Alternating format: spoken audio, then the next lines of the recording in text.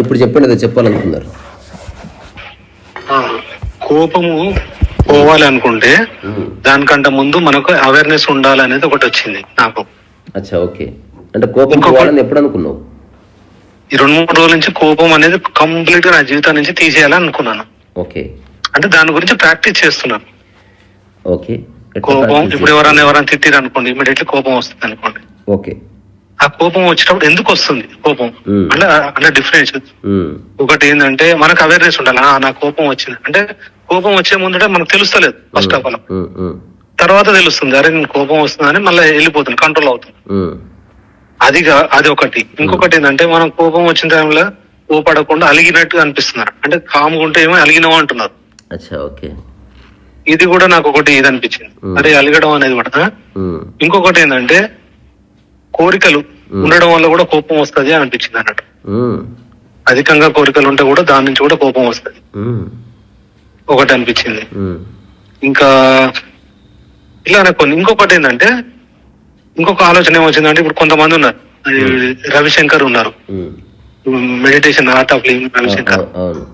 ఆయన ఎప్పుడు చూసినా ఆయన జీవితంలో కోపపడ్డట్టుగా అనిపించలేదు. అంటే కోపం లేకుండా స్థిరపడిన వాళ్ళు లేకుంటే కోపం రాకుండా ఉండడానికి ఏమైనా ప్రయత్నాలు చేస్తారా వాళ్ళు అనేది ఒక డౌట్ వస్తుంది. అంటే ఇప్పుడు 2 రకాలు ఉన్నాయి. వాళ్ళు మనం మీడియా ముందుకు వచ్చినప్పుడే చూసినాం, వాళ్ళు గదిలో ఎట్లుంటారో ఎవరికి తెలియదు.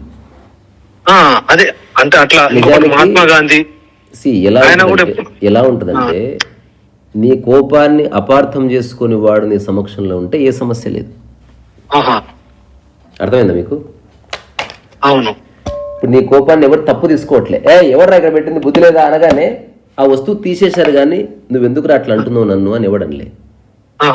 ఇప్పుడు వాళ్ళ చుట్టూ ఉన్న వాళ్ళు అట్లా సరెండర్ అయి ఉంటారు అనమాట. సో అందుకే వాళ్ళ కోపం రావట్లేదు. అంటే వాళ్ళ కోపం ఎక్స్ప్రెస్ చేస్తే ఎవరు తిరుగుబాటు చేయట్లేదు కాబట్టి వాళ్ళు ఎంబడే ప్రసన్నంగా అయిపోతారు. అంటే నాకు కొన్ని ఎగ్జాంపుల్ లో మీకు ఒకటి చెప్పు. ఇప్పుడు ఆయన కనిపించింది ఇట్లా, సార్ అది బ్యాక్గ్రౌండ్ ఏందో తెలియదు నాకు. నెక్స్ట్ గాంధీ మహాత్మ ఉన్నాడు, ఆయన కూడా ఆయన జీవితంలో ఎప్పుడు కూడా కోపడ్డట్టుగా చూపిలా. సరే వీళ్ళు పక్కన పెట్టేస్తే రామకృష్ణ పరమహంస ఉన్నారు, ఆయన కూడా ఎప్పుడు కూడా కోపడ్డట్టు అయితే కనిపించలేదు. అంటే ఇక్కడ 2 రకాల కోపాలు ఉన్నాయి. అంటే నీ సొంత స్వార్థం కోసం కోపం, ఒక అంశం గురించి కోపం, 2 వేరే వేరే. నాకు ఏంది అంటే ఈ కోపం అనే దాని గురించి లిస్ట్ అవుట్ చేసి టోటల్ ఒక వీడియో పెట్టండి సార్. అలాగే టోటల్ గా అంటే అసలు కోపం ఎన్ని రకాలుగా వస్తుంది, మన జీవితంలో ఏమేమి పోతే ఆ కోపం అనేది మనం తగ్గించుకోవచ్చు. కోపం తగ్గిపోయిన తర్వాత స్థిరంగా ఉండిపోవాలి మన బాడీలో, ఇక కోపం రాకుండా ఉండాలి. అంటే మన అవతలోడు ఏమైనా తిట్టని కొట్టని ఏదన్నా నని ఇక ఊరా లంచగొడకానని నా అవలం ఉండకూడదు ఇంకేముంటాయి కదా, అరే నువ్వు ఆడదాని వారా మాట్లాడతలేదు, ఇంత పౌరుషం లేదారా అని అని అంటారు కదా, అట్లా ఏదన్నా రానియండి, ఏదన్నా సరే కోపం రావద్దంటావు. కోపం రాదు, టోటల్ గా స్థిరంగా లోపల నుంచి అసలు కోపం అనే ఒకటి వెళ్ళిపోవాలి. అట్లాగే ఏమన్నా ఉంటే ఒక వీడియో పెట్టండి. మీరు నాకు ఒకటి చెప్పారు ఇంతకుముందు, ఒకటి ఏంది మీకు ఎవరి మాటలు కూడా డిస్టర్బ్ కాకుండా ఉండాలనుకుంటే ఒక బావి ఏదైతే బోర్ వేస్తారో అక్కడ పోయి ఉండండి, మీరు డిస్టర్బ్ కారా అని. అది అలవాటు అయితే చాలా నచ్చింది. దాని తర్వాత నుంచి కూడా ఎక్కడ కూడా మంచిగా అనిపిస్తుంది, అదే డిస్టర్బెన్స్ ఏమి ఉండదు యాక్చువల్ గా.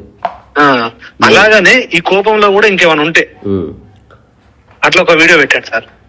తప్పకుండా పెడతా. దానికి మొత్తం అనలైజ్ చేసేసి అసలు ఎన్ని రకాలు ఉంది, ఎక్కడ ఒక ఎగ్జాంపుల్ కూడా. ఇప్పుడు గౌతమ బుద్ధుడు ఉన్నాడు, నాకు ఒక డౌట్ ఏంటంటే గౌతమ బుద్ధుడు కంటే ముందు ఒకలాగా ఉన్న జీవితం, తర్వాత నేను పరిణతి చెందిన అని చెప్పిన తర్వాత ఒకలాగా ఉంది జీవితం. ఆ సెకండ్ హాఫ్ లో ఉన్నప్పుడు కూడా ఎక్కడ కూడా కోపం చూపించినట్టుగా అయితే కనిపించలేదు. అయితే కోపం ప్రదర్శించే వ్యక్తి ఇంతకుముందే అనుకున్నట్టుగా తన స్వార్థం కోసం కోపం ప్రదర్శిస్తే అది వేరే, ఒక అంశం కోసం కోపం ప్రదర్శిస్తే అది వేరే. అంటే నేను కోపం ప్రదర్శించినప్పుడు ఎదుటి వ్యక్తికి తెలియాలి అతను నన్ను అనడం లేదు, నేను చేసిన పని అంటున్నాడు, అక్కడితో ప్రాబ్లం ఉండదు. ప్రపంచంలో అద్భుతాలు చేసిన వాళ్ళు, గొప్ప గొప్ప యోగులు, జ్ఞానులంతా చిరాకు పడ్డ వాళ్ళే, అరిచిన వాళ్ళే, కొట్టిన వాళ్ళే. కోపం కాదు, కొడతారు వంగబెట్టి. కానీ అది కోపం కాదు. అది ఎందుకు అంటే ఎదుటి వ్యక్తికి రాంగ్ కన్వే అవ్వని స్థితిలోకి తీసుకొస్తారు. అంటే ఇప్పుడు ఉదాహరణ గురువు నన్ను కొట్టినా కూడా నా మంచి కోసమే. ఇప్పుడు అంతెందుకు అబ్బా, టీచర్ కొడతాడు కట్టెతో, పిల్లవాడి కోపం వస్తుందా? రాదు. అమ్మ కొడుతుంది చిన్న పిల్లవాడిని, వాడేమన్నా పోయి కేసేస్తాడా? రాదు. అంటే మాధ్యమం అక్కడ స్వార్థం లేదు. ఓకే. నీ బాగు కోరి మీకు అర్థం చేయించడం కోసం అని ఎదుటి వ్యక్తి గుర్తిస్తే కోపం అనేది ఒక రిఫైన్మెంట్కి వచ్చేస్తుంది.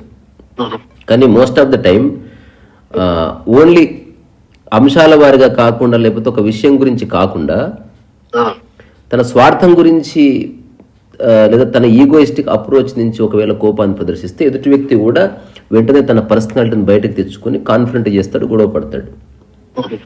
సో అందుకని అరుపు 2 రకాలు ఉంది. ఒకటి అంశం గురించి అరుపు ఉంది, రెండవది నీ స్వార్థం గురించి అరుపు ఉంది. ఇవి గుర్తించాలి, మొత్తం 100% గుర్తించాలి. ఇప్పుడు నేనే ఉన్నా ఎగ్జాంపుల్, నాకు ఎవరి మీద ఏ కోపం లేదు, కానీ సందర్భానుసారం అప్పుడప్పుడు కోపాన్ని ప్రదర్శిస్తాను. అదే మీరు అది అన్నారు, ఆ టైంలో చికాకు పడినప్పుడు. సో అది వాళ్ళ మీద ద్వేషం అలాంటిది ఏమి ఉండదు, ఒక విషయాన్ని ఎక్స్ప్లెయిన్ చేయడానికి. అవును. ఇప్పుడు అంతెందుకు సినిమా షూటింగ్కి వెళ్తే బోల్డ్ తరుచుకుంటారు, కానీ ఎవడు సినిమా షూటింగ్ వదిలేసిపోడు, అలగడు. అవును. అక్కడ అందరికి ఒక్క విషయం స్పష్టంగా తెలిసింది, దర్శకుడు నన్ను తిట్టడం లేదు, నేను చేసిన పనిని సవరిస్తున్నాడు. ఇంకొకటి మాస్టర్, ఈగోతో కూడా కోపం వస్తుంది కదా. ఈగోతోనే కోపం వస్తుంది, అది నిన్ను నాశనం చేస్తుంది. అంటే నేను చెప్తే వినవా, నేను అడిగితే నీళ్ళు ఇయ్యలేదు, నేను వస్తుంటే చేయి లేపలేదు, నేను ఇంట్లోకి రాగానే లేచిన వాళ్ళు లేదు. ఇది నా ఇంటెన్షన్ ఏంటంటే ఎదుటోళ్ళు ఎవరైనా కోపంతో నన్ను కొట్టినా తిట్టినా నాకు కోపం రావు. నేనేమంటున్నా, కోపం రాకుండా ఉండాలను అంటే మెకానికల్ అయిపోతావు. కోపాన్ని నటించాలి. కోపం రాకుండా ఉండడం మంచి స్థితి, కానీ అట్లే ఉన్నావు అనుకో నిన్ను మోసేస్తారు. అలా కాకుండా ప్రకృతిలోనే ప్రతిఘటన ఉంది, ప్రతిఘటన ఉన్నది. జంతువులు నువ్వు 2-3 సార్లు డొక్కల్లో పడిస్తే హైక్ అంటది అది.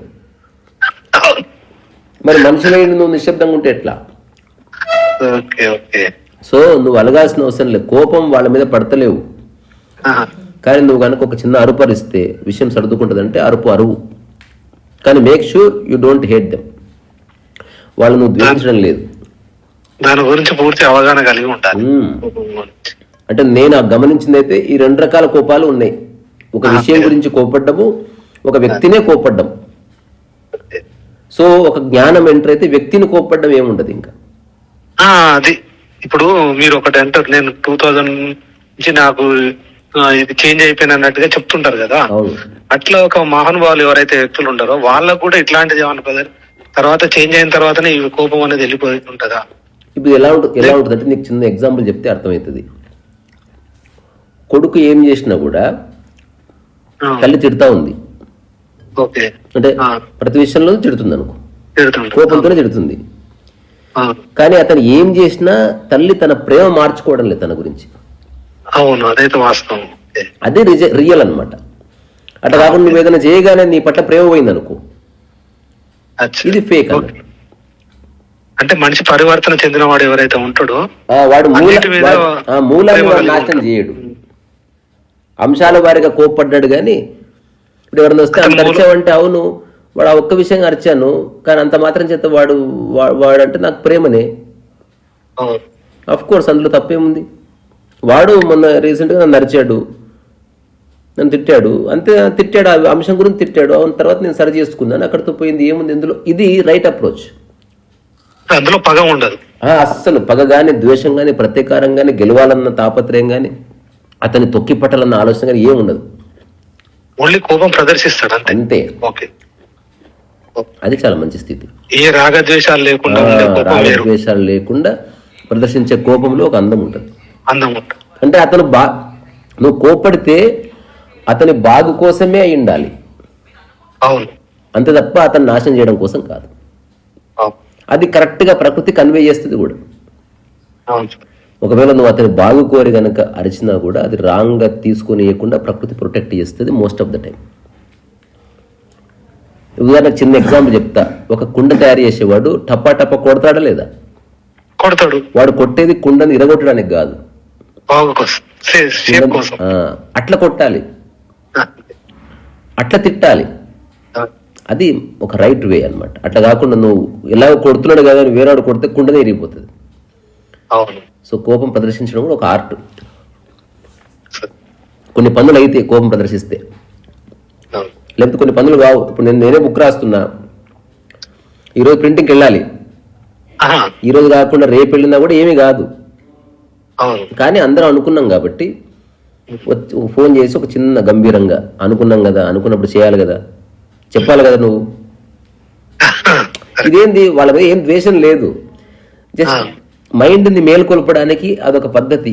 ఇప్పుడు నీకు చిన్న విషయం చెప్తా. లాస్ట్ స్కూల్లో టీచర్ రాగానే కట్టె తీసుకొని టపా టపా కొట్టాడు సారు, ఆ, ఇదొకటి. రెండవ ఎగ్జాంపుల్, టెంపుల్కి వెళ్ళగానే టంగ టంగ గంట కొట్టారు, గంట కొట్టు. ఆ, రెండవది. మూడవది, పిల్లవాడు అలర్ట్ చేస్తుంటే తొడపాశం పెట్టాడు ఒకడు.